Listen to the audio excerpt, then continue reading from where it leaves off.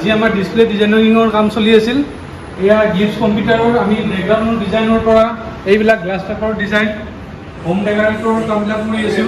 এইবিলাক আমাৰ কৰ্মচাৰী কাম কৰি আছে। ফিলিং পেপাৰ বুলি কয়, ফিলিং পেপাৰ টেষ্টিং হৈ আছে। আগলৈ দেখাই আছোঁ কেনেকুৱা কাম কৰিছোঁ।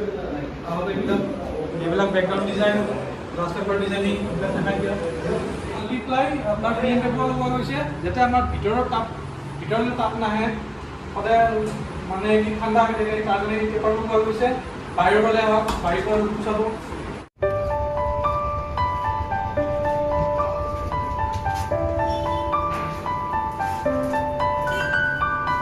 এইবিলাক আমাৰ কৰা গৈছে ৱাল গ্ৰাফিক্স, ভিনাইল প্ৰিণ্টিঙত কৰা গৈছে। এইটো চাব পাৰে, গ্লাছ গ্ৰাফিক্সত আছে।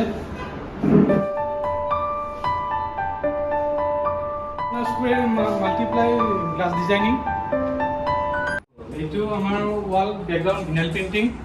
ইয়াত আমি দেখালৈ এনেকুৱা লাগে যে বহুত 3D প্ৰিণ্টিং এটা আছে, বাহিৰৰ পৰা চালে এনেকুৱা যেন লাগে, কিন্তু একদম নৰ্মেল প্ৰিণ্টিং। এইটো আপোনালোকে আমাৰ ভিডিঅ'ত চাব পাৰে, আমাৰ কণ্টেক্ট নাম্বাৰ দিয়া আছে।